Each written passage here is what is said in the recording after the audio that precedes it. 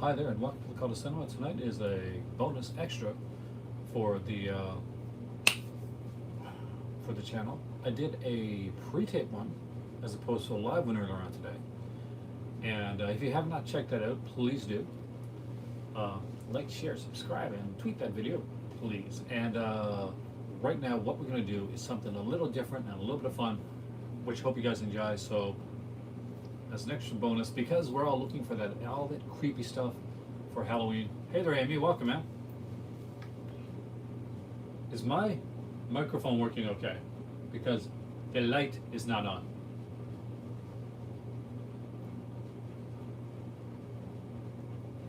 My volume is a bit low. Let me check on something. So, my volume might go really low for a minute.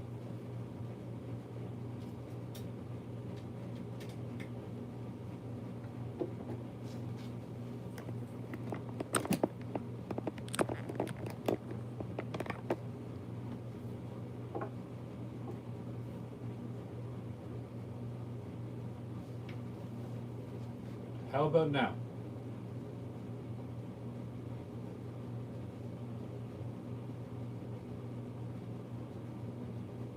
Good evening, Mark. I may have to go out for a second, just to let you know, and I will be coming back if I do. I'm a little concerned that my microphone is a bit low. It is hard to hear me. So let me go out for a second, guys, and come back in. I'll be right back. Hey there. So, can you hear me now?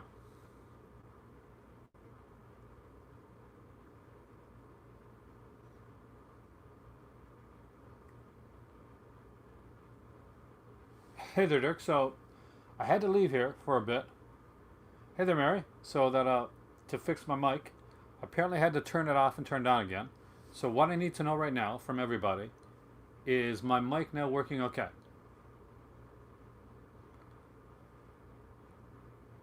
Because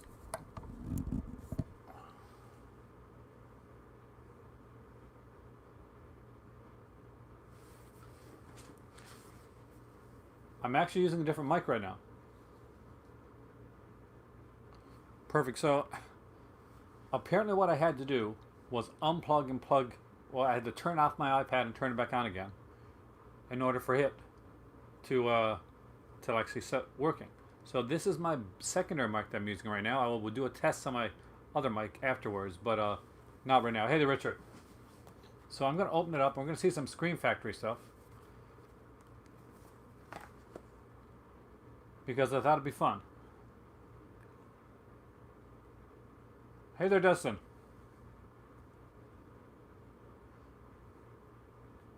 Yep, I had some issues, guys. I apologize.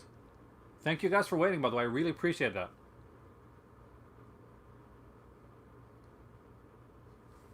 You're going to see some cool Scream Factory stuff today. Your Friday the 13th set cam. I'm so jealous, Dustin. Is it awesome or what? Because that's some sexy Scream Factory stuff. Amazing. Mine is supposed to come between the 15th and the 19th. Supposed to have major hurricane. Hopefully you stay safe there. Speaking of Amazon, thanks to my good friend Brian Sauer from Just to This Pure Cinema podcast and Just to This YouTube channel, by the way.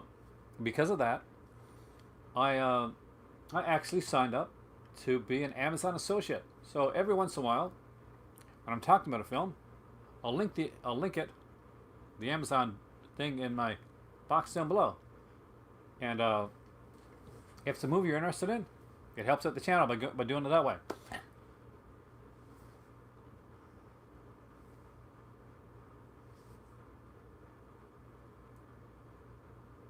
This mic, but you really want to use this mic. Ellen's a mic I found for $10 at a local at a Value Village.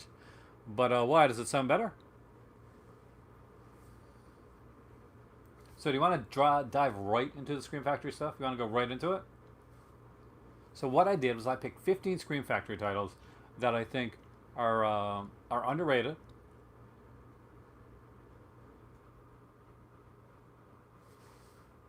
and that I think everybody should pick up.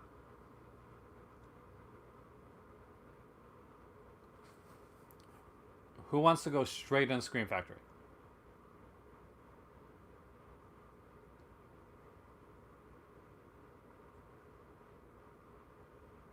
Thank you, Ron. I actually appreciate that.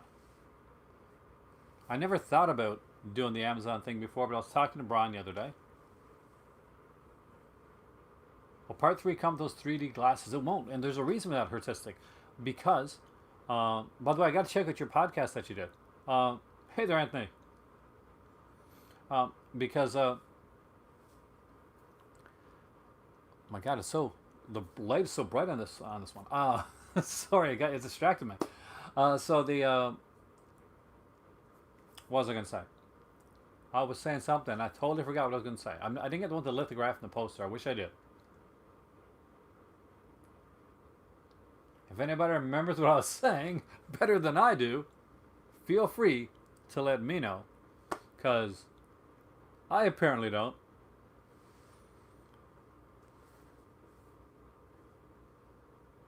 "3D glasses, there you go, perfect." So it's real 3D, fantastic. So basically, the cheaper set that came out, the $20 one. I got it here somewhere. Anyway, so that set used like what you call anograph 3D. Now that's just the blue and red lenses. Now the 3D that's coming out in the new set is much like what they did for the Amityville set that they put out. So it's going to be real 3D. So if you've got like a TV that's 3D compatible, or if you don't have that and you've got a PlayStation 4 or a PlayStation 5 and you got the PSVR set up, or maybe you got like Oculus Rift or something like that, then you'll be able to see 3D through that as well.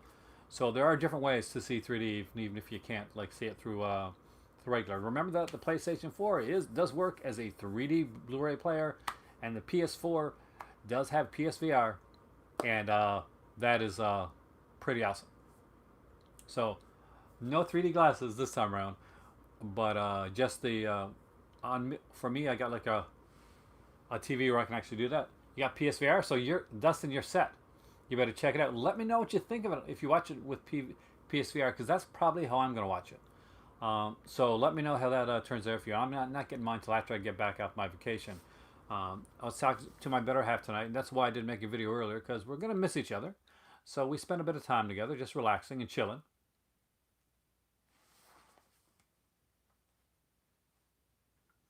Three should be fun. That's going to be a really fun one. That's one of my favorites, actually. Jack vs. Franks, I want to go for three in a row. I'm not quite sure. That's asking a lot, man.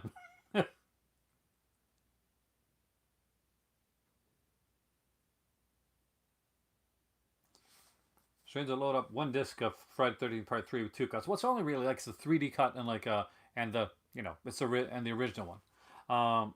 So that's not really like actually really two cuts. I actually appreciate the fact that they took the original film and gave you like the theatrical and the unrated version of it, much like they did with the Halloween set when they put the the TV version and the regular version of it. $132.99 for the Friday the 13th set at Walmart. That's actually pretty cheap.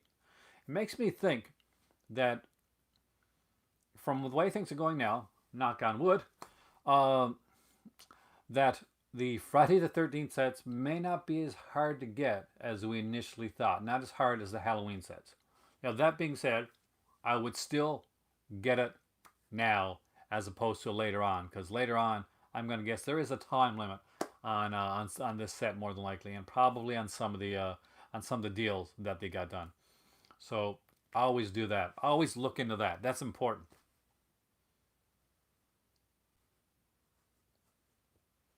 You're producing so many copies that they're showing. Are they actually showing up at Walmart?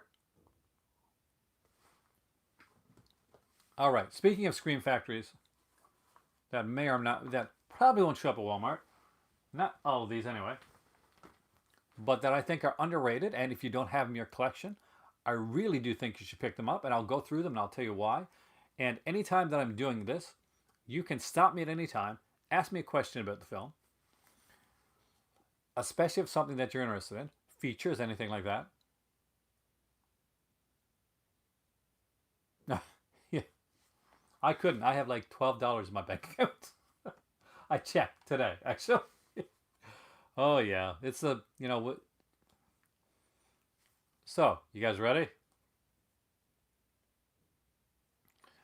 All right. We're going to start out with one that's you too, hey Amy. That's not exactly horror, but it does have suspense kind of built in. And it has like one hell of a cast. It's a movie that they didn't think they're going to be able to put out, but they did, and I love them for it because it's a much to watch Scream Factory in my collection. So without further ado, these aren't done in any particular order, just 15 Scream Factories that I think you should be able to check out. We will start off with Hellhole. Yes, Hellhole. This this is fun. This is a lot of fun. And it's got one hell of a cast. Hey there, George. I got to check out another couple of your videos, by the way. I'm slowly getting through in between work. But I'm really liking them. So keep on rocking them, man.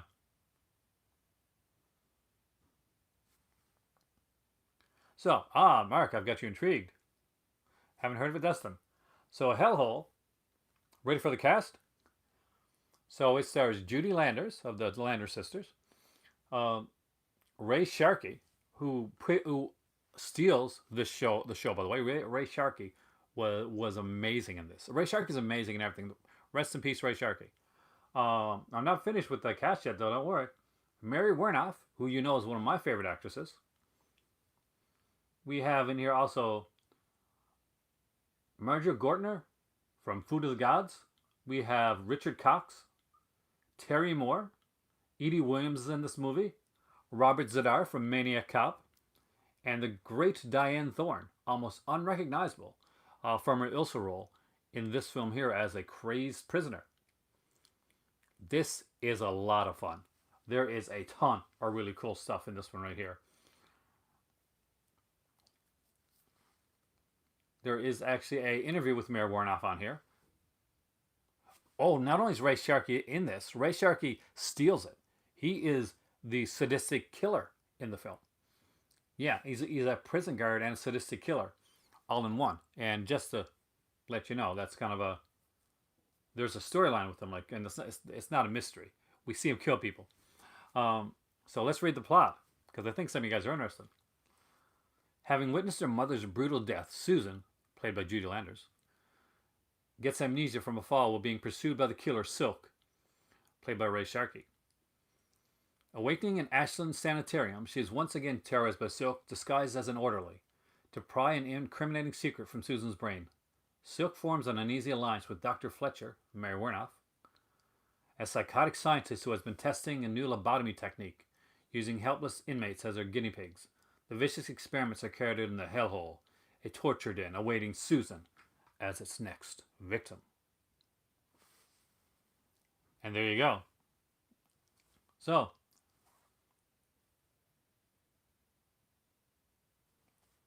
I told you, Ryan. Excellent film. This, it's a fun one, Joe. It's a fun film. This is one that kind of came out, was going to come out. They announced it. Yeah, our rest in peace, Eddie Van Halen, one of the greatest guitarists who ever lived. By the way, at only 65 years of age, it is a shame to see such a talented guy pass. Him and Slow Hands, two of the greatest guitarists ever. Clapton.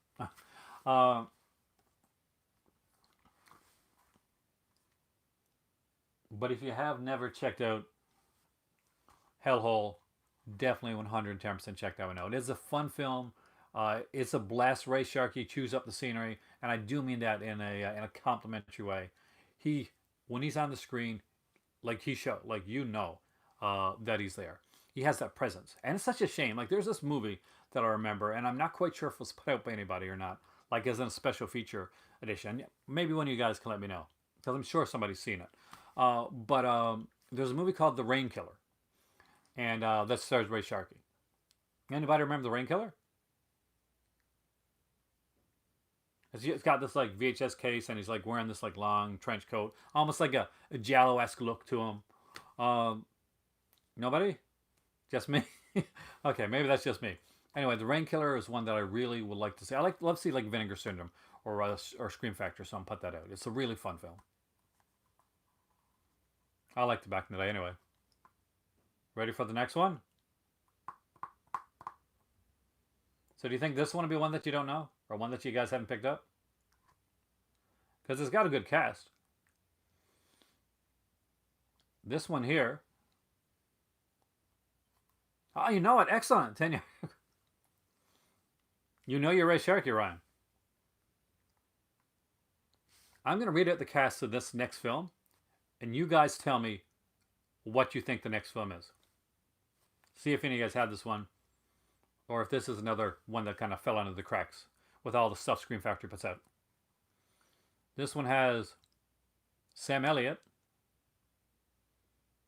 Roger Daltrey. Yep, that Roger Daltrey. And Catherine Ross. It's written by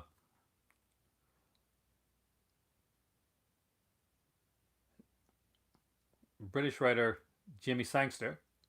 It's actually filmed in Britland, and it's Britland is a new place, Britain.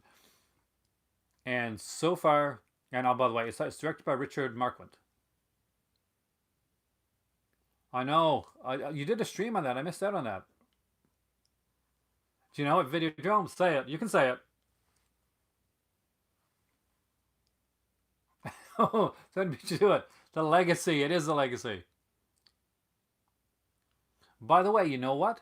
When we do the movie quiz night, this, you can bet your sweet Bibby this is going to be a category.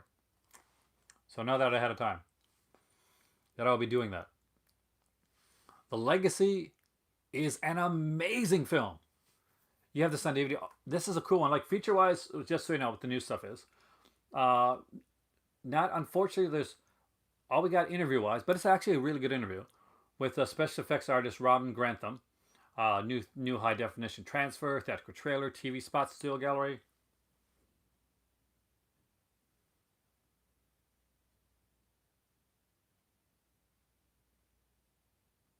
Yeah, it's a really cool cover, and I think was I talking to Brian or yeah Brian mentioned it, and I heard Steph like mentioning like not this one but another cat one that I got, and I got two of them confused.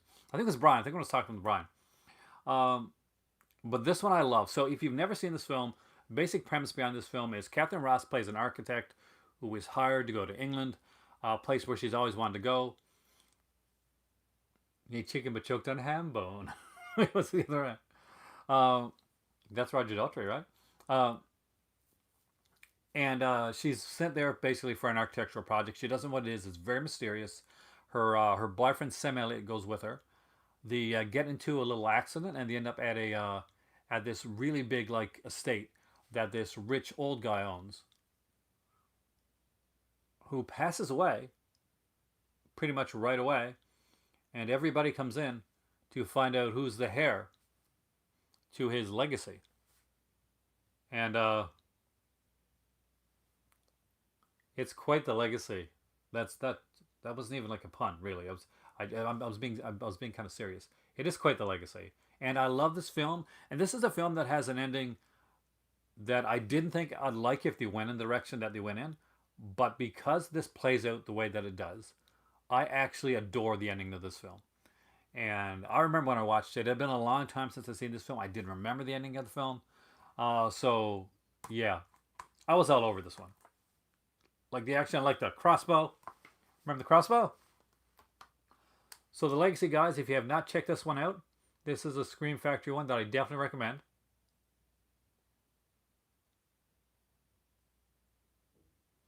We got a triple recommendation from Ryan and from Videodrome there. So you guys know it's got to be good. All right, I'm going to continue to do this, by the way, with these films, I think, right now. What are my thoughts on the Dune remake? Well, I love Dune. It's one of the great like novels series. So I'm excited. I'm not excited about the fact that it's pushed back a year, which pushed Batman back to 2022. But Warlock recommends it too. Right on. We got a foursome. So, all right. Are you ready to hear another big cast one? So you ready to hear the cast? Are you ready to guess? Because we're going to do this from now on. This is going to be what we're going to do with this thing. We're going to guess the cast before I show you the film.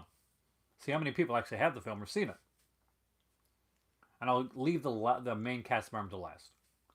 So this one here, we have Vince Edwards, Michael Sarrazin, Andrew Stevens. Anybody know it before I list the main cast member? Anybody? Everybody's. And starring my wife, Morgan Fairchild. Morgan Fairchild. Now do you know what it is? Because this is a good one. Yeah, this is L. Stevenson, and IB is correct. It is The Seduction, which is a great film, especially if you like to see Morgan Fairchild. But it's a really cool film. Morgan Fairchild plays a TV news anchor that is getting like gifts and it seems like pretty harmless at first. She's getting gifts, and she gets phone calls from Andrew Stevens, who was like a big fan of hers. But suddenly it starts to get more intense and more intense. And this is back before the stalker laws were in, so it's like there's really nothing that the police can do. So at the end, she's really... Oh, these are all Scream Factory, Warlock. This is a 15 Scream Factory releases that I think people should pick up that they may have missed out on.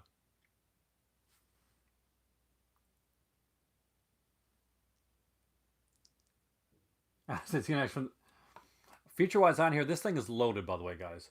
You get interviews with Morgan Fairchild, a really good one too, by the way, and Andrew Stevens, and producer Bruce Cohen Curtis. There's an audio commentary with producers Irvin Yablans and Bruce Cohen Curtis, and writer-director David Schmoller. Yeah, David Schmoller wrote this one. Remembering the Seduction featurette, Remembering the Locations in Production featurette. Hey, that rhymes. Remembering the Seduction in the Law featurette. Still Gallery. Theatrical trailers. Excellent, excellent film. Which I definitely recommend. Andrew Stevens, he's definitely a guy that's known for being like a super, he's a good-looking guy. That's what he usually plays. But like the romantic leads. But in this one here, this is very different. He is the bad guy. Put your Billie Eilish music here. I love all the love for Van Halen. I was a huge Van Halen fan growing up, so definitely worth checking out. IB if you never had it. And let's see. On the inside, you see Morgan Fairchild in the bathtub, and if you watch the film, you also see Morgan Fairchild, well, in the pool. Hey there, William. And you see Morgan Fairchild in many, many places. Alright, some of these are going to be easier because some of these are collector's editions. But these are ones that I wanted to get in here because I just love these films. This one's going to be really easy. You ready? But I love slasher films, so it's a slasher one. Oops, probably shouldn't give that away. So this one has Katherine Heigl, Marley Shelton, Denise Richards, David Boreanaz,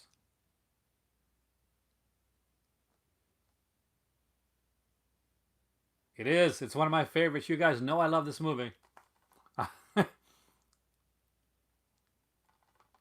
You guys, actually, if you were in here, when he was in here, Mr. Jamie Blanks was in here himself. So the guy that directed this film was here. This is a really cool film. It didn't get the credit that it deserved back in the day, because at the time there had been so many like slashers. There's almost a glut of I definitely think it's underrated. A glut of slashers at that point, that things kind of fell under the radar. And why I think it's underrated, and why I'll go on record as saying that. Well, I'll go on that hill, Videodrome, is basically because he got it right in a way that a lot of people didn't. I grew up in the '80s, and like I grew up like the boom of the slasher era. It's really obvious that Jamie Blanks also grew up in the '80s, because this is shot not like there's like the '90s aspects and stuff of it, but 2000s whatever. But this is shot like an '80s slasher film. That's it. Like it is shot and done like an '80s slasher film.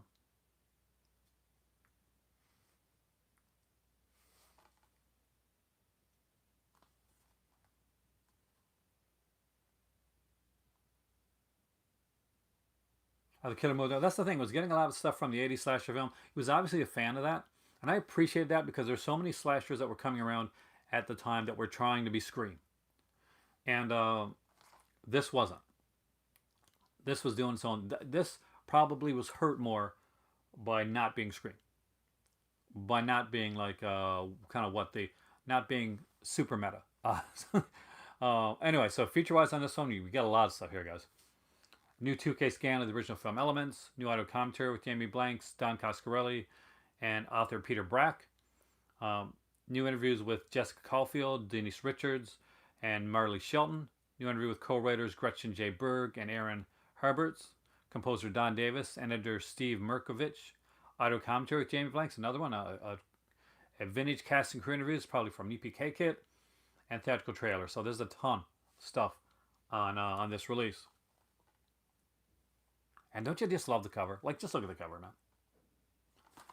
Another thing that might have heard it initially was this cover, which, although I like it, it really didn't do well back in the day.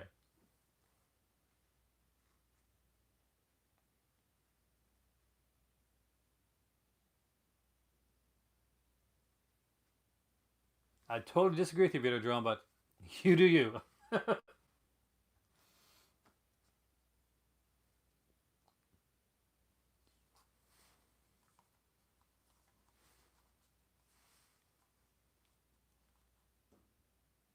This one, the year that it came out,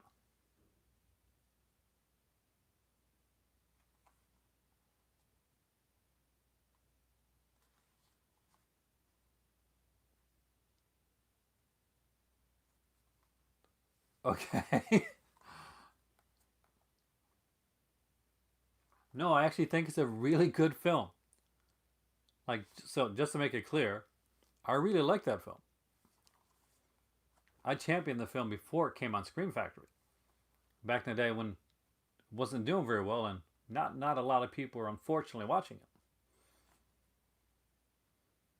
So compared to that era, yes. Okay, now can we go on?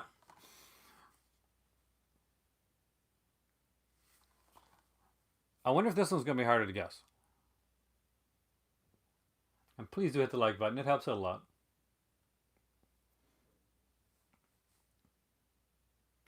Okay, so you ready to guess, guys? You ready to guess the cast? Because it's not going to be an easy cast.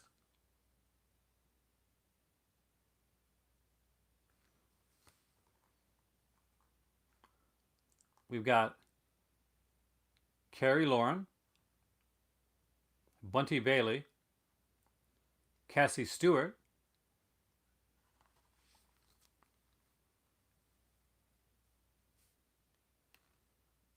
Carolyn Purdy Gordon, Ian Patrick Williams, Hilary Mason, Stephen Lee, and last but not least, Guy Ralph. See, the Guy Ralph thing should kind of give it away. Because one of these actresses, if you like music, thank you. You're going to know. But Dolls.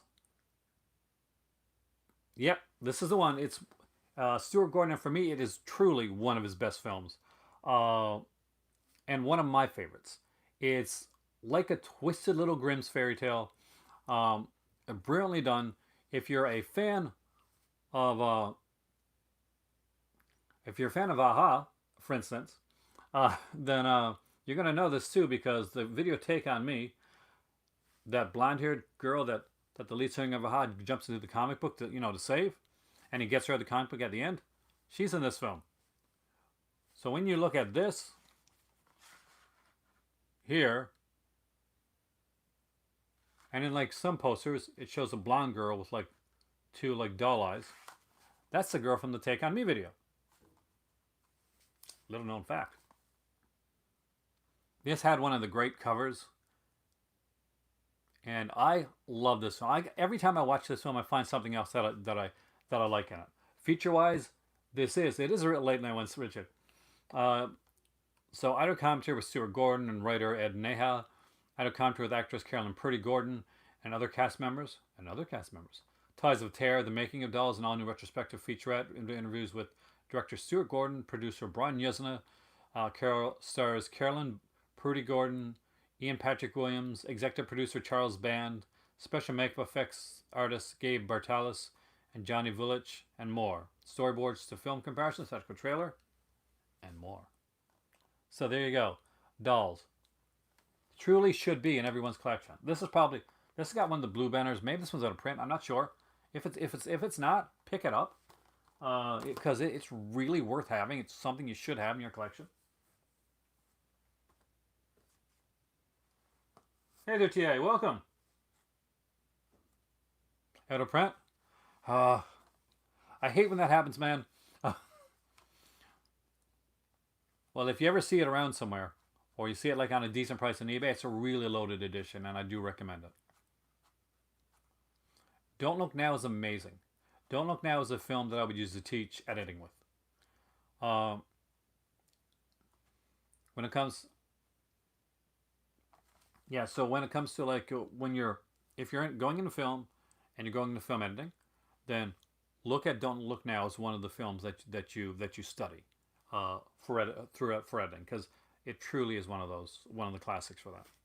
In the same way that you're going to study some of the Hitchcock films like Rope and stuff like that, Don't Look Now is one of those that is like a serious one to study. State Factory stuff goes, for a long time they didn't, and then in the last year or two, I guess a lot of those deals that they had kind of like started ending. Now this one wouldn't so much be called an underrated one, just one that I thought would be a good choice for Halloween.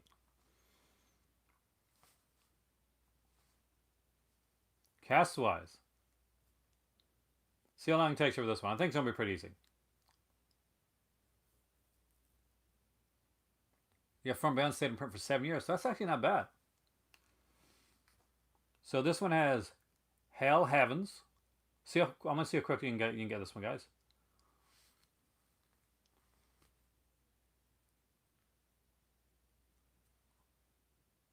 Speaking of studying, The Changing is the one that you've been studying in terms of screenwriting. This definitely.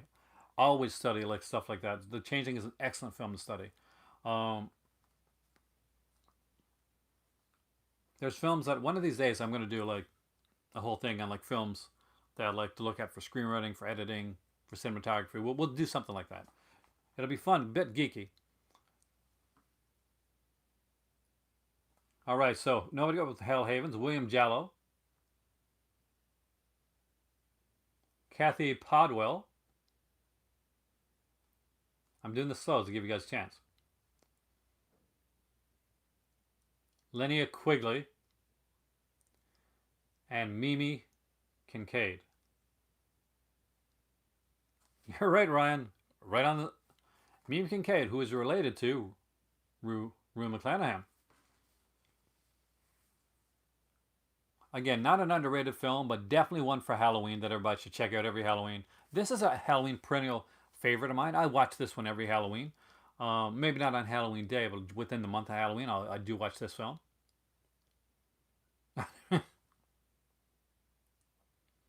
Smoked our trivia game. I'm actually really looking forward to the trivia game. I think it's going to be fun. No Googling though, guys. Remember that? None of the Googles. Oh, Kincaid is Angela. in her real life now, one of her jobs is a pet psychic. So that's the thing. I'm not making that up. It's true. It's actually on here. All right, so feature-wise on here, new commentary with director Kevin Tenney, actress Kathy Podwell from Dallas, and this film. Uh, Hellhaven's Bill Jallo, and FX artist Steve Johnson. By the way, Steve Johnson, who did the makeup on this one right here, and of course did that infamous like lipstick scene. So he actually, that's how him and Linnea Quigley met, and they were actually together for a while. They were a couple for a bit. Audio commentary with Kevin Tenney, the executive producer Walter Jostin, and producer Jeff Jeffrey. Who names their kid Jeff Jeffrey? That's not a good thing. New interviews with cast and crew, including Kevin Tenney, writer producer Joe Augustine, actress Linnea Quigley, promo reel, video trailers, theatrical trailers, TV and radio spots, stills galleries, and much more. You gotta love that much more, because you never know. Like on Screen Factory, they'll say like, "Oh, this got a couple interviews," and then you get it home and it's like, "This is a damn documentary on here." So you never know with Screen Factory, like if it's gonna be like a 15-minute interview or like a whole like 2-hour long documentary.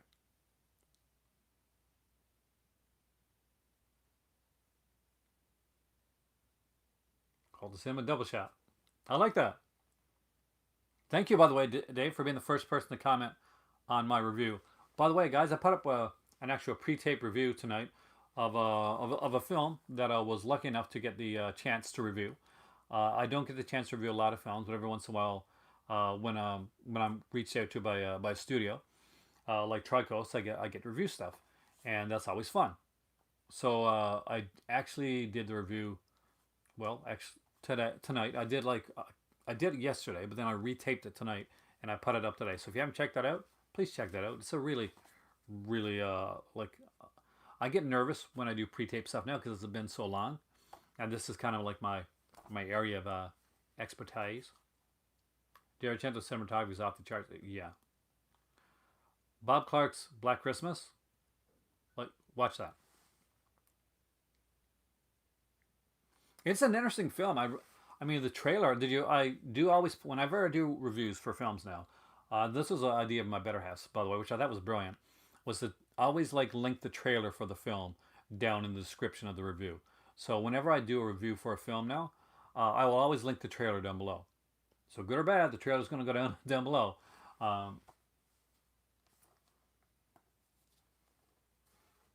Did you hear that the Dog the Bounty Hunter is starring in a movie? Oh my God, no. Or then again, I can probably walk by it at my local Walmart. Never been much of a Dog the Bounty Hunter fan. Maybe it's me. Thank you, Ryan. Actually, I appreciate that. Because I'll be honest, I do get nervous sometimes when it comes to that. I even get nervous when I do this stuff. All right. Here's a really good double feature. I think this was mentioned. Was this mentioned on Brian's channel? I can't remember right now because he does so much good stuff. It's a double feature. Oh, I almost showed you. Huh, okay. You ready for the cast?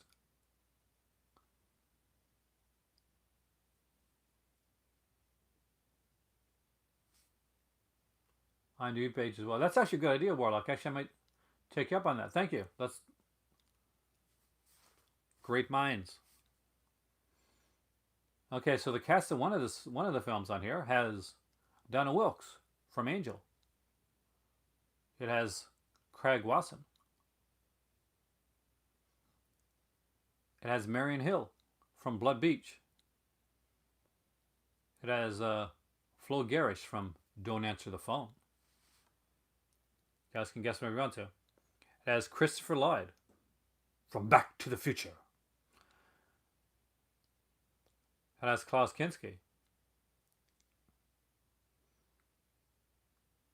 Thank you, Dave. Thank you so much, by the way. Well, yeah, but Night Demon is not underrated. It's a classic. I just want to use it for like a Halloween one. The second film has Barbie Benton. And that's the only cast member you need to know for that film. Oh, Scott, are you going? Have a great night there, man, and hopefully your work goes well. The double feature of X-Ray, which is a blast, which is a laugh. There's one sequence in X-Ray where he's kind of killing somebody with like plastic. He kind of runs after them with like what seems to be like plastic. What's like it's weird. Anyways, weird scene. And of course the classic Schizoid. So Schizoid's a really fun film with a star-studded cast. It's meant to be a mystery, but the movie has been so cleaned up on the Blu-ray edition of the film that what would have been kind of like a foggy, not so easily seen killer, actually you see the killer at the beginning of the film. So the whole idea of them like trying to like hide it from you throughout the rest of the film makes it really really unique. X-Ray and Schizoid. Feature wise on here, because yes, some of the double features I actually had features back today. A lot of them that Scream Factory put out now don't anymore. But there's an interview on for X-Ray with the director Boaz Davidson, and there's an interview on Schizoid with actress Donna Wilkes.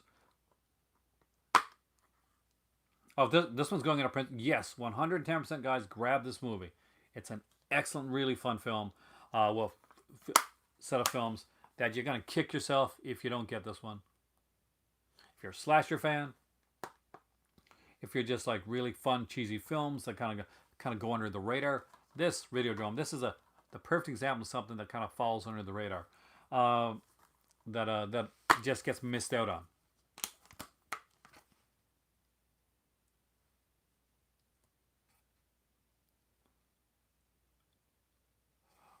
Stay safe in the hurricane, man. Charge up everything right now. I had to do that a few days back, actually. All the double features from Scream Factory going into print. Holy crap. You see. Does that mean Klaus Kinski's the killer? Did I give anything away? Maybe I did. Maybe I did.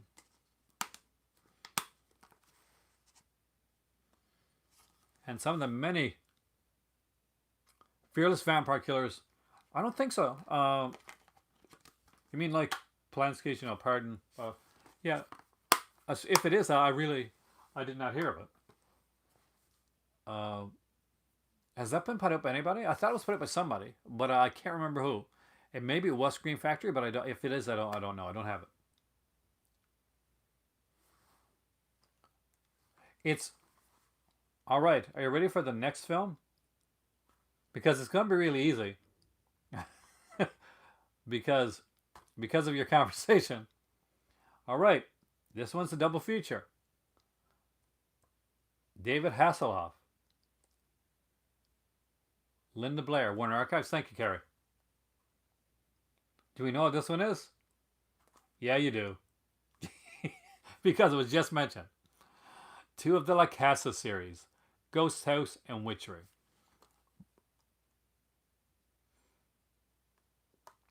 Excellent, excellent, fun films. I actually was very scared of Ghost House back in the day. This movie, and I was like older when this movie came out. So Ghost House freaked me out because of this. Because that damn clown doll and that little girl and that like weird ass music that plays throughout this film.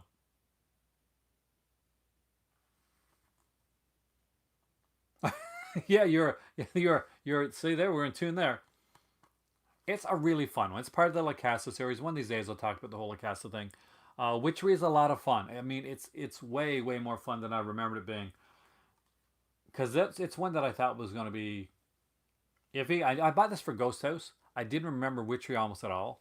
But I ended up loving both the films. And I just love this here. Only thing I would say is that I really do wish that this would have been, like, they would have actually put these out on their own. Or as a set with features and stuff. Because I think they're films that deserve features. I would have loved to hear more about Ghost House and Witchery. Love to hear a bit behind the scenes on those two films.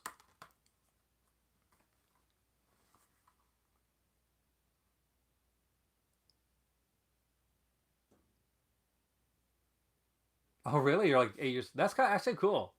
Because you get like that memory. Those like young.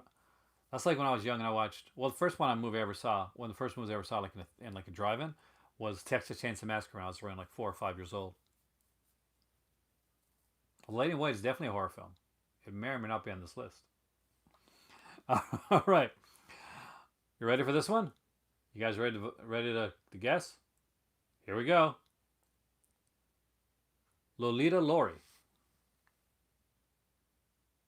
They are new release. They are actually. I wonder if there's features on those. I got to check that out, Warlock. Thank you. Rocco Sisto. Marie Masters. David Brooks. Rachel Kelly. Directed by Michael Winner. So I'm going to give you a second to try and figure it out. I put the Michael Winner thing in there. Lady in White is such a good film. But did you guys guess it? Nobody guessed this one? Just check to make sure. Definitely not Ghost Sector. Scream for Help. For the longest time, for some reason, I was see, when I saw this one, Michael Winner, Videodrome's the guy that he directed a lot of films. Like, if you saw the Death Wish, he directed movies like Death Wish 2, stuff like that.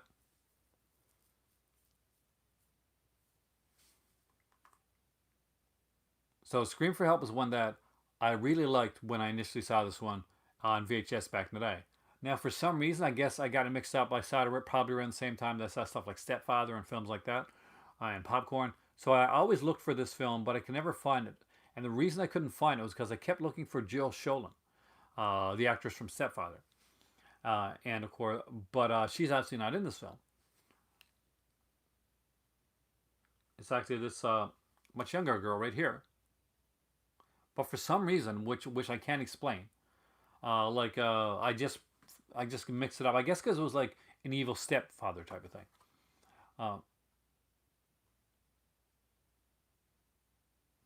So this one too, yeah, much like Stepfather, but in a very different way. Like, she finds out that her stepdad is like messing around on her mom, and not only that, but he may have some more psychotic side to him. As for this film, it was written actually by a very famous horror writer that also directed as well, but that's written by Tom Holland.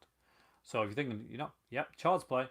So there's an audio commentary from Hysteria Lives. There's new interviews with screenwriter Tom Holland and actor David Allen Brooks on here as well. This one here, what year this one came out? 84, actually. So when I was about 12 or 13. So I saw this again when I was in college then. But I always remember this cover. The other cover for this one is horrible.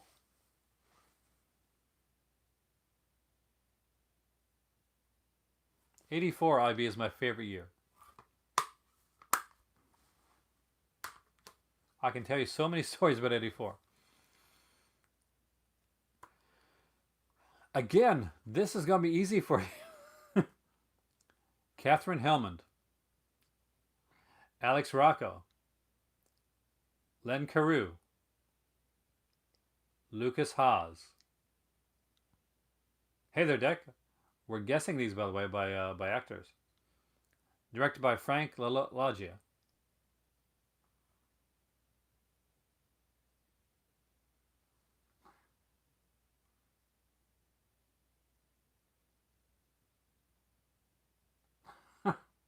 I love Joe Hunters.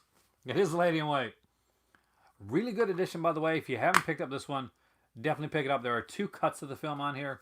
This one is the director's cut of the film, and this 2 is the extended director's cut. And there's 3 versions, and the original theatrical cut.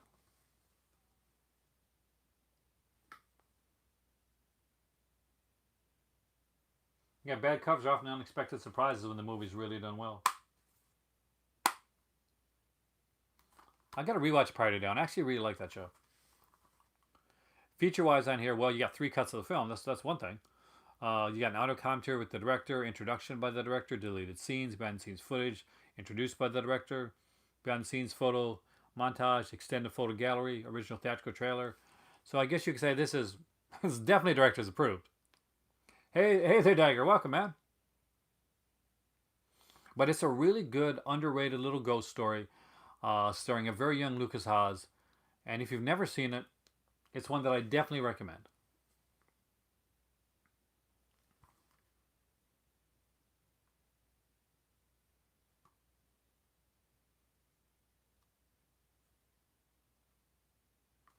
It's good. And it is kind of scary. There's like a child killer in this film.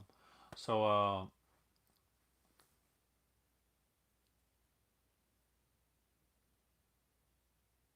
well, I think it's weird to think that they shouldn't have theatrical cut it in late and white because the theatrical cut cuts out scenes of of dealing with the racism in the town. I think it's good to have both cuts there, really, well, all three cuts, uh, because then you can see what was cut and you can see like yeah that this is something that makes a difference, because it kind of hits home. It hammers home that fact that this was cut for the theatrical release. It really shouldn't have been. So for that reason alone, I think it needs to be in there. All right, you ready for this one? This one stars one of the guys from a Fantastic Four film. Well, not stars. He's one of the actors on it. Stephen, oh sorry, Stephanie Lawrence, Terrence Harvey, Alex Hyde White, Jill Sholin, and a little actor you may have heard of before by the name of Robert England.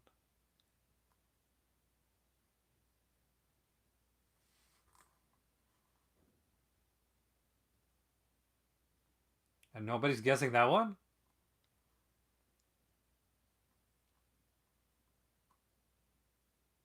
Have a great night there, Kubrick. Friday the 13th. Obviously, it's Phantom of the Opera, the Robert England version of Phantom of the Opera. Good job to Robert. Um, this, unfortunately, did really not very well when it came out. And if you want to know why, well, you can kind of blame a certain Andrew Lloyd Webber musical, which had people going in to see a very different Phantom of the Opera. Uh, they expected more of a musical. This is very much more like it slides between actual like old school gothic horror and almost like a kind of like gory slasher film. Um, it's really well. It's actually really well done. It was meant to be like a duology. There was meant to be two of these. It was a Phantom of the Opera, and it was supposed to go forward and be Phantom of New York, which was to be the sequel to this one here. There were going to be two films kind of bookend each other, but unfortunately, this one didn't do well enough for them to go ahead with and make the second film. But I think like definitely if you rewatch this film, I think it really stands up to this day. Oh, all we need now, by the way, guys, is Phantom of the Mall, Eric's Revenge. That's the Phantom one we're missing. Feature wise on this one, we got the audio commentary with director Dwight H. Little, and yep, that is Dwight H. Little from Halloween 4, and actor Robert Englund. Behind the Mask, Making the Phantom of the Opera, featuring new interviews with Dwight H. Little, Robert Englund, Joe Sholin, Alex Hyde White, Duke Sandifer, who was the screenwriter, special makeup effects designer Kevin Yeager, of course from Child's Play and Nightmare on Elm Street, special makeup effects artist John Carl Bushler, of course, who directed Friday the 13th 7. I think back then there's like it was easy to let something fall into public domain back then because nobody expected like there to be like this to be around. Like nobody expected like physical media to be like a thing.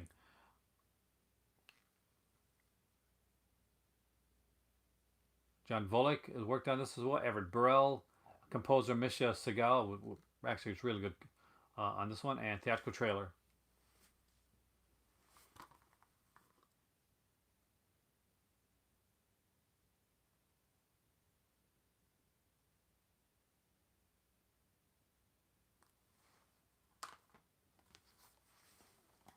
You ready for the next one?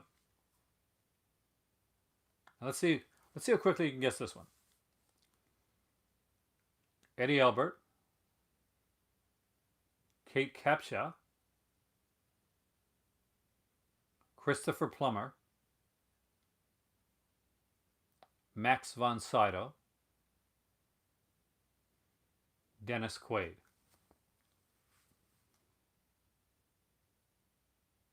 Come on, somebody's got to get it.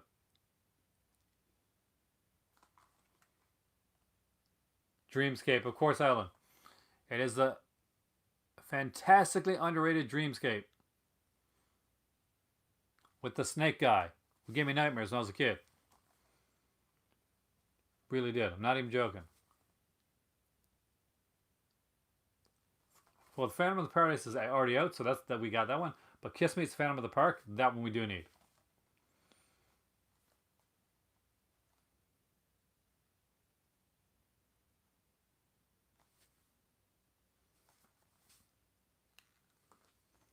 All right, feature-wise on this one, new 2K scan, new interviews with Dennis Quaid. By the way, Dennis Quaid's truck was used in the movie Halloween. He was initially supposed to be in it, but John Carpenter thought Dennis Quaid was a dick, so he wasn't in the film. Uh, and no, he was young. So, you know, Dreamscapes and Dreammakers retrospective, including brand new interviews with Joseph Rubin, co-writer David Laffer, actor David Patrick Kelly, other key members of the special effects team and crew. Nightmares and Dream Snakes, looking back at the Snake Man with Craig Reardon. I'd rather not, but okay. In-depth conversation between producer Bruce Cohen Curtis and co-writer producer Chuck Russell from The Blob. You know, I haven't watched these features. Audio commentary with Bruce Cohen Curtis, Craig Reardon, Snake Man test footage. That's probably why I didn't watch these features.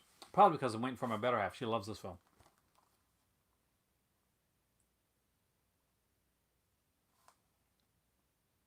Do I think that like Wes Craven got any ideas? No, I think it was just like the idea of like both of them. Like, you know, it's a concept that honestly something that could have been used in films before. And I find that's the way it is. Like one film will do something and then you see another film do it. Most of the time, like sometimes, yes, they're cribbing off of each other, but a lot of times it's just the fact that there's just so many ideas out there.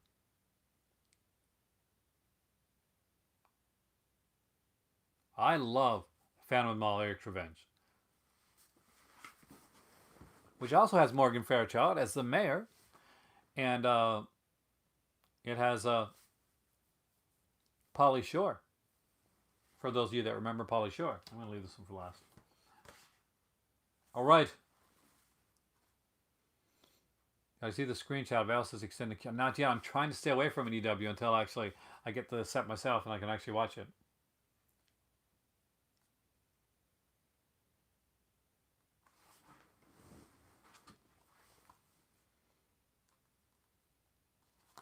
And this is one I just love. Are you ready?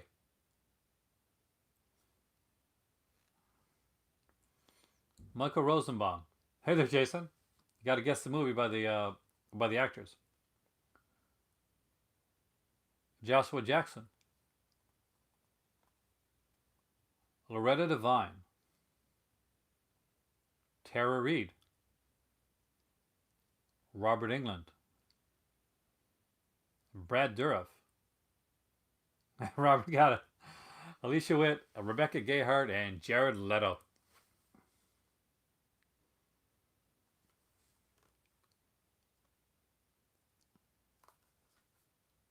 Really enjoyed this. I actually enjoyed the sequel too.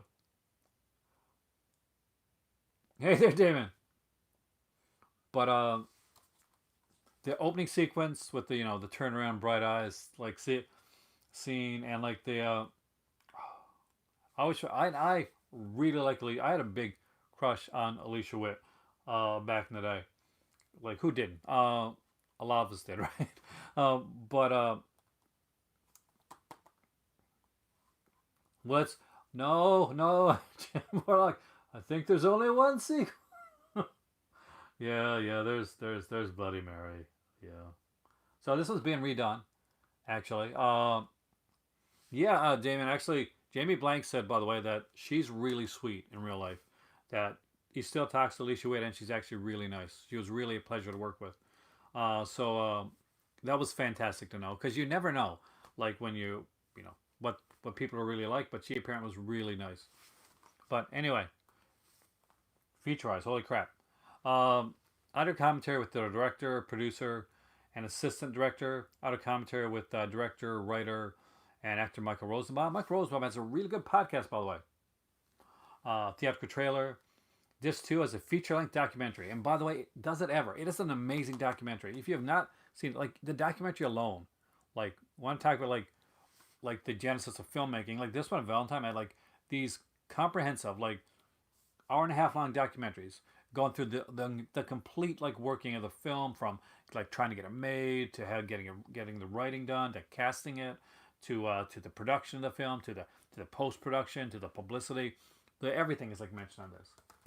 So there we go. We only got 2 more to go, guys.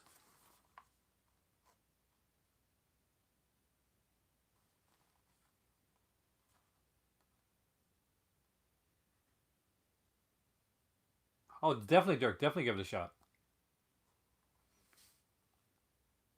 This one's going to be really easy, I think. Because this is a quality. This one, a lot of people know. How did you find Necronomicon? It's an amazing film, but part 6. You got like a Bill Cosby riff going on. Okay, so are you ready? Francis Sternhagen, Stephen Bauer, from the guy that took over in Wise Guy. Lolita Davidovich. Anybody want to guess before I said the main cast member? I'll give like a 5-second delay here.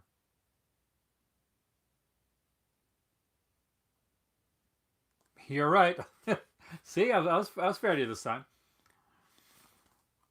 And of course, the great John Lithgow in Raising Cain. I'm not quite sure why, but this one didn't catch on like the way that a lot of like Brian De Palma's films did. But I actually utterly adore this film.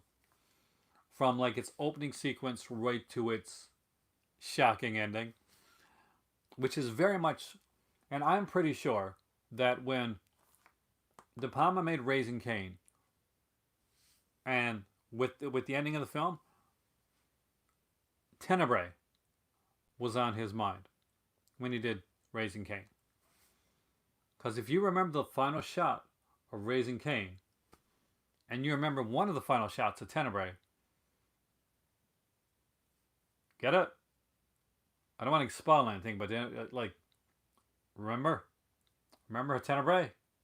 Remember Raising Cain? Remember that shot? They're kind of the same, just in different places.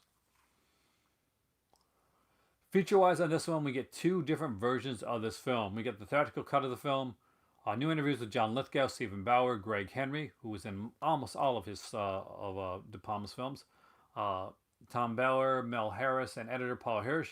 Original theatrical trailer. On the second disc, we get the never-before-seen director's cut of the film, featuring scenes reordered as originally intended.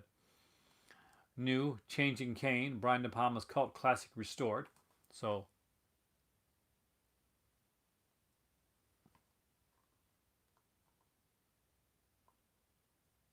he did him. I got to get some of those old monster visions. I got to find some of those. Oh yeah, he loved Giallo. He loved Giallo and loved Hitchcock. That was De Palma's thing. You could tell. This next one here.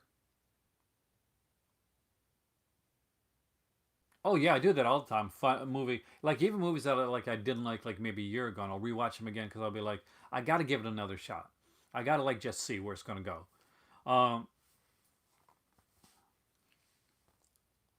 So let's see if anybody can guess this one. You ready? Here comes the cast. Griffin Newman.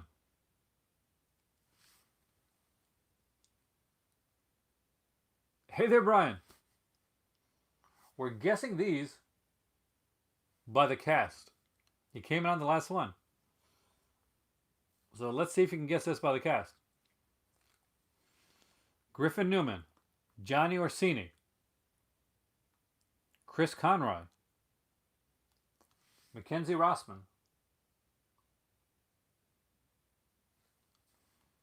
Mark Margolis, Bonnie Dennison, Daniel Savato. Anybody want to go for it yet? And I'm sure might be a little cameo by a certain Larry Fessenden in the film as well. This one's underrated. And this one, uh, Brian, is I'm sure one that Rebecca's probably seen. And hopefully she liked. Because it is Beneath.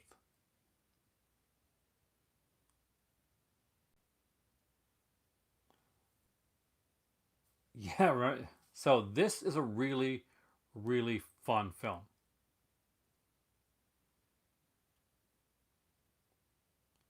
It's kind of like, I guess you, for some people, kind of like, you think of The Raft. You remember The Raft from Creepshow 2? Where they're kind of all stuck out in the water and they can't get in. And like they're slowly getting killed by this like sludge type of thing. So this is like kind of like this like this primordial, like whatever evil, like fish monster creature. But that's not what makes the film. What makes the film are the people that are out on the boat, the actors. They just do such a good job. The creature is actually practically done, so actually that I enjoyed that as well. Fessenden really takes off in this one here. It's a film that I wanted to get for a long time, and I kept myself from watching it until, of course, I actually saw it on. I actually saw this one from Screen Factory because I knew they'd put it out. I still don't have, and I think it's probably out of print now. But one thing I've always looked for was was the box set, the Larry Feston box set that they put out. That's been like one of mine that I've always tried to get, but it was already always too expensive or sold out. But I think it might be out of print now. But anyway, I'm a big Larry Feston fan. I was never able to get that set. It was one of those big bummers in my life. But I did manage to get Beneath, and this was actually at a really good price. It's actually one of the cheaper ones. So that's 15 Scream Factories that I think you should have in your collection. And for those that came in later, you have a quick overview of what we did and what we're going to do in the quiz. So for people that are excited about the upcoming quiz, the horror quiz that I'm going to do, what we did tonight with you trying to guess the movies by the actors, that's part of this. That's one of the categories we use during the quiz. So here you go, Damien. This will help you out a bit. Beneath, well, Larry Fessenden. Brian De Palma's underrated Raising Cain.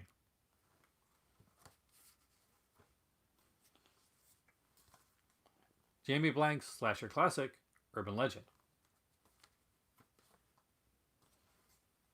The movie that creeped me out because Snake Men are freaky and horrible, Dreamscape.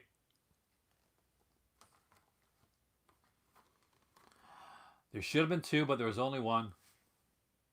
Phantom of the Opera, the Robert Englund one. The utterly creepy and unnerving Lady in White.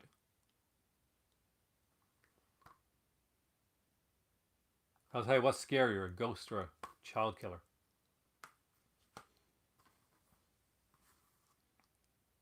Michael Winner's Scream for Help.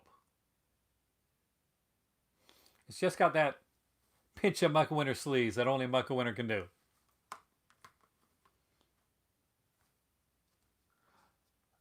I'm not doing any more underrated ones tonight. Like I'm just going through these right now before I finish off. I don't have I Madman, unfortunately. But this is only one list. Don't worry, there's a lot more underrated ones I could do. I just picked 15 at random for tonight. This is kind of a bonus one because I did do like a review earlier on today. But I felt like you guys need a live video and I wanted to deliver for you.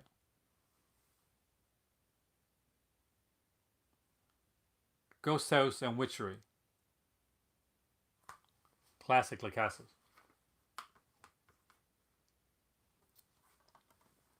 X-Ray and Schizoid.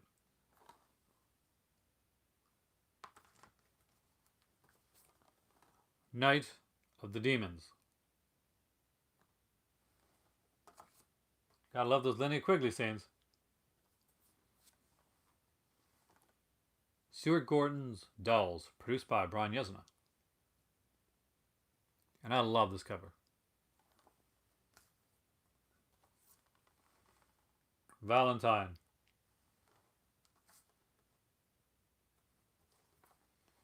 Morgan Fairchild and Andrew Stevens in The Seduction.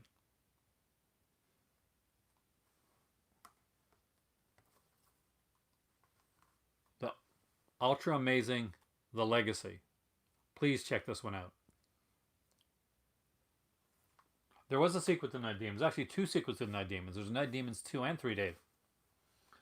And last but not least, the first one I showed, and honestly, the ones that most of you guys hadn't seen and got very excited about when I showed it, Hellhole.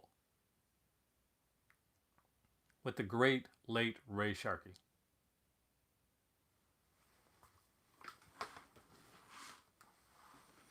So,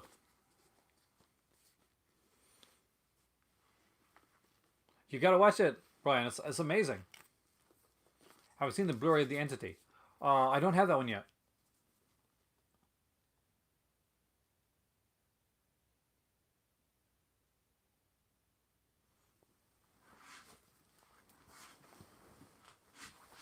So let's try something. Since I'm kind of finished the video, but I want to make sure that my mic is still working, we're going to see if this works.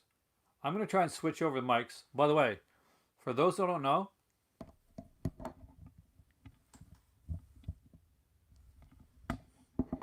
that's the mic I'm using tonight. Got a Value Village. But I want to make sure that my other mic works, so we're going to see if we can actually switch it out and make sure that the other mic's going okay. Because the other mic I paid a lot of money for.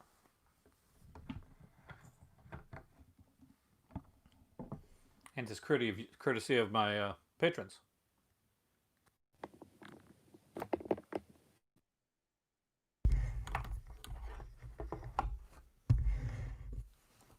So, can you hear me?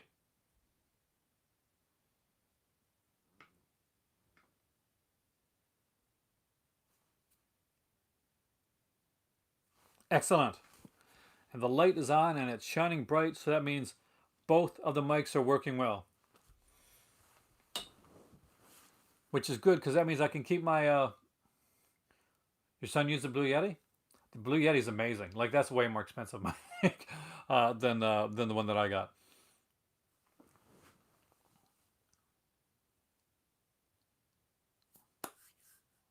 So now is a little bit of downtime. I got a couple minutes if you want to ask any questions or anything you want to talk about, any new releases that you're excited about, anything that you saw that's upcoming.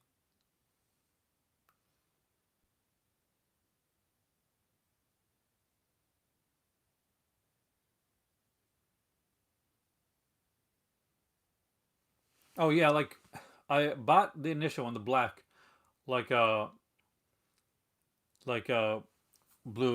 ice, you know, the ice one, the snowball ice, and we were at a Value Village, and I did a video on it, and they actually had like a white one there, so I picked it up right away.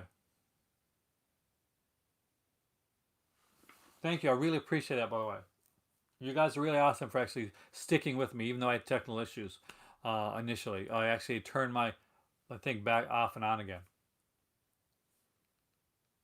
I used to use lavaliers, but the problem is, like, it would like, you know, I'd be stuck to my iPad. I could only go so far. Have I seen Forbidden World? I did actually. I love Forbidden World. One of the Roger Cormans.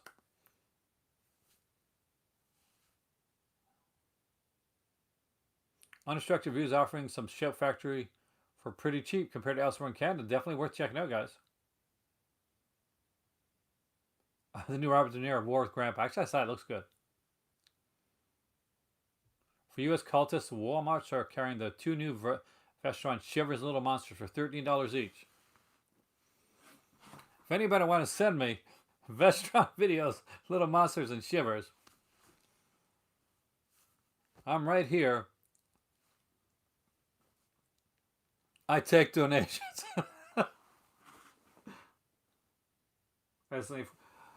See, I went through like four or five, but I'm horrible. I'm clumsy, dagger. Like basically, so it's easy for me to like just like trip over my mic or yank the cord or something like that. So I gotta have my mic a little bit away from me.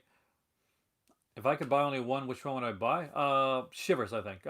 Although I had the Arrow edition, I do love that film. Shivers was one, I was in love with Lynn Lowry when I was young, and two, I'm a huge David Cronenberg fan.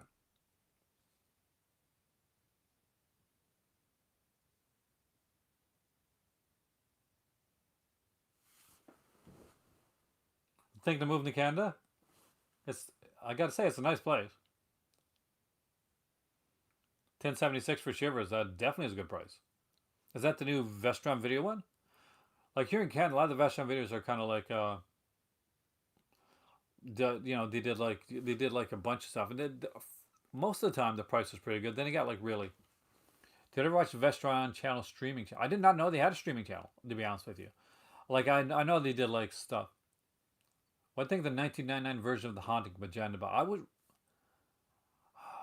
I'd have to go back and watch it again because I initially I was not a huge fan of The Haunting, but in all honesty, there's a lot of films that I watched around that time that I didn't like that I find that I like now as I've gotten older.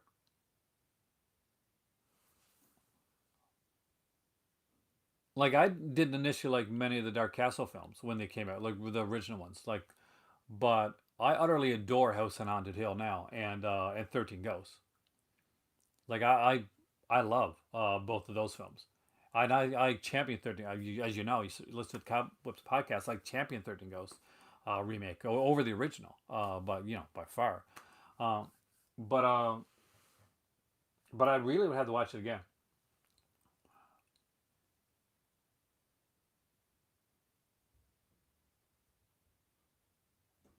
Blair Witch 2, I like. I like Blair Witch 2 better than Blair Witch. I know what you're gonna say, uh, but I do like Blair Witch 2 better than Blair Witch. Actually, Stephanie sold me on House and on Hill when you and Stephanie were talking about it on the Just to This podcast. I remember. I can remember back in those days.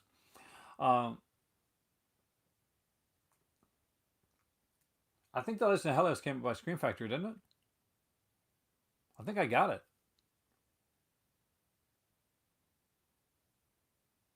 Uh, like Ron McDowell, right? House on Haunted Hill 2. I got that here somewhere on a DVD double feature. I don't know. I have not seen it since it came out.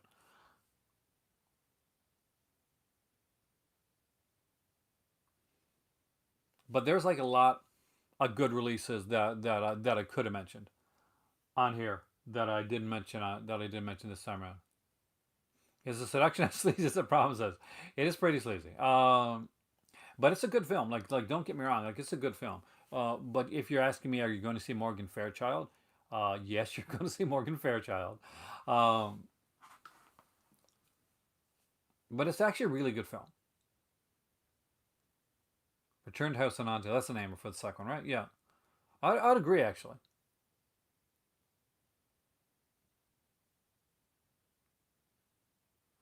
There's like a lot like as much stuff as there's out there like that we get, and we're getting like stuff on a daily basis. Like Paramount, like Brian just mentioned those Paramount releases that are coming out, and I'm kind of curious now. I actually want to see the Haunted now, again the Haunting now because I haven't seen it in such a long time, and I think sometimes we can be unfair, uh, but uh, but that's just me. That's the way that I am with a lot of films. I go back and there's like second and third chances for me when it comes to movies, and I know that sometimes when you watch a movie you got to be in the right mindset for certain films. Chef Actors to release DVD for some stuff, but not a lot when it comes to like for this stuff. Mostly Blu-ray. But you will see like some like DVD stuff there from them, like the especially like their Power Ranger sets to come out with stuff like that. Blow and Body Double, yes, I love Body Double. That's like a favorite of mine. So anybody that's like listened to my channel a long time, been watching, they know that Body Double is one of my favorite De Palma films.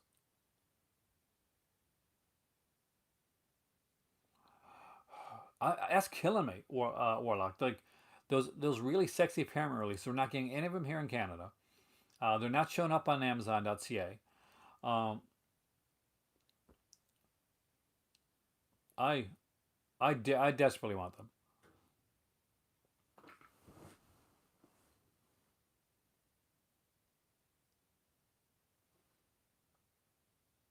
Oh, that's why you got to come to this channel, because you will hear people talk about it. Because one, Greg Henry, Craig Wasson, Lane Davies, um, yeah, and of course, oh yeah, Barbara Crampton.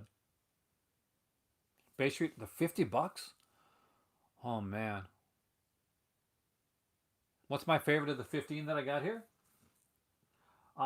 It's hard to say. I love them all for different reasons.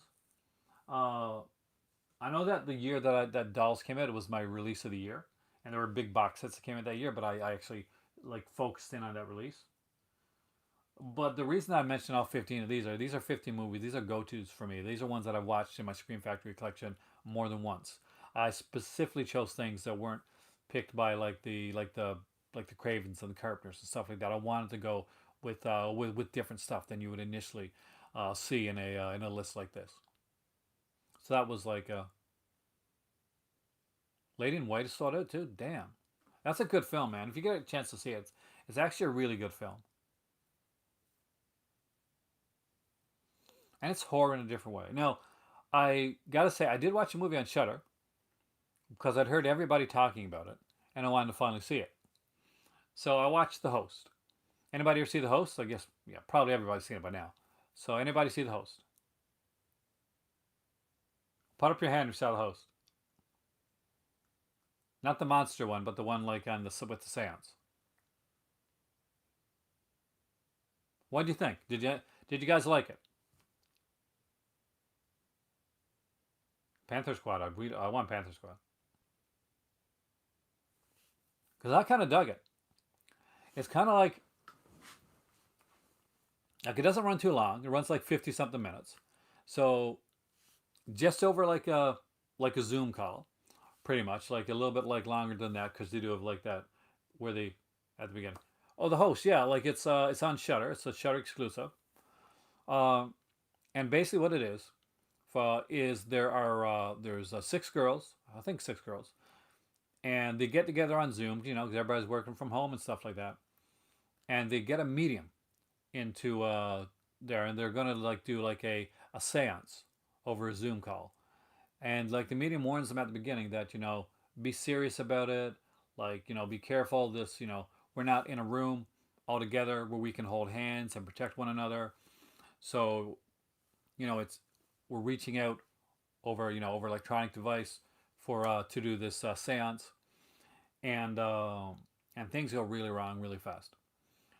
But it's really well done, and it's like remember Paranormal Activity, and you'd see it, and they're like it would slowly build. Like this movie builds like crazy, and I actually dug that about it. The Dark Half was actually one that I thought I'd bring down here, but it was Ramiro, so I didn't because I was trying to stick away from the big directors. Like I wasn't gonna have any of the really big directors on here, but The Dark Half was in the pile initially. The Outing and the Godsend. Well, I got them on what did I do this time? I got those on like the 4 pack. I don't have the Blu-rays of those, but I do like those films.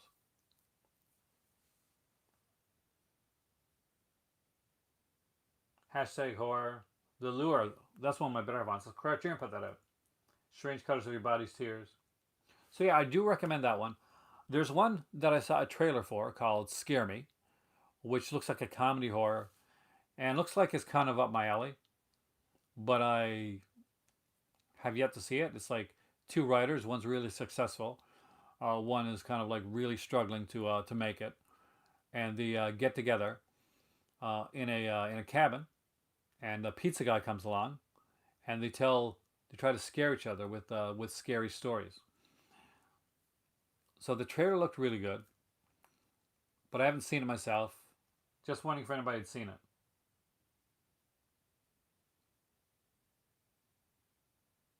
Oh, Blob 88 was fantastic. Death Laid an Egg is an incredible film. I don't think it's over it. So you've seen Scare Me? I do want to see that. See, there's so many films that people like say, like half the stuff that we get from Scream Factory or Severin or Vinegar Syndrome or or Blue Underground, uh, or like companies like Grindhouse releasing a lot of these films, and some people are actually going to be going to be too young to like know this, but a lot of these films did not have the love that they get right now. Like we're getting collector's editions of movies now, but back in the day, a lot of these films were made fun of and through by critics and like in horror magazines. They got derided, um, but now they're getting they're getting their day in the sun. Did I get my confirmation on the Friday 13th set yet? I got mine Warlock from Amazon. Where did you get yours from?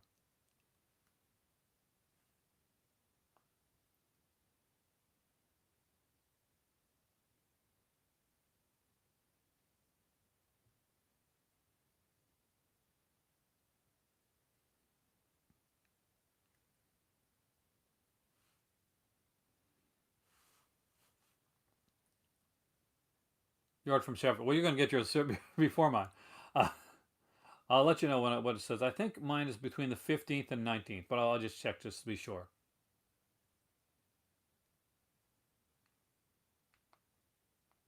Hopefully, it hasn't changed. I get so nervous that it's going to change.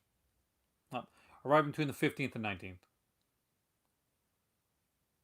So they'll probably take the money for that within the next day or two. Should do a drunken unboxing. That'd be fun. You guys ever see me? I wouldn't be. I'm not sure if it'd be fun drunk. Got yours on Thursday. You are so lucky. I've been watching people's unboxings of the set because it's so sexy. It's such a good set. One thing that bothers me is there's always gonna be some people that are gonna like find something to complain about, and like one of the complaints has been they don't like, oh Mary, the the alternate artwork. They're like they're like I don't like especially for part five. They're like, hey, where's the shining like mask from part five? Where's the light shining at that mask that from a new beginning? That's the artwork I know. Well, that's the VHS artwork. That was never the theater artwork. Um, it came out on the VHS. It's kind of like if somebody like were complaining that like, hey, why doesn't it have the artwork from those ultimate like like Friday the 13th DVDs? More cancellation for Dawn of the Dead. I thought that Deep Discount just did it. Wow, I'm actually damn. I'm on. Hopefully, any people that have ordered, I don't have it ordered, unfortunately. But if you order Dawn of the Dead, I hope you guys get it, because it looks like an amazing release. Second Sight does incredible stuff, um, and I do recommend the company.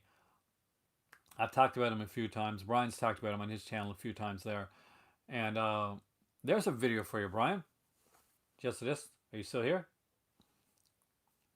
If you got a few Second Sight releases, you should do a Second Sight overview. Just putting it out there. I don't think Diabolique DVD has yet. Like, hopefully they won't. But there's my idea for you, Brian. Adjust this YouTube episode with Second Sight releases. Have a great night there, George.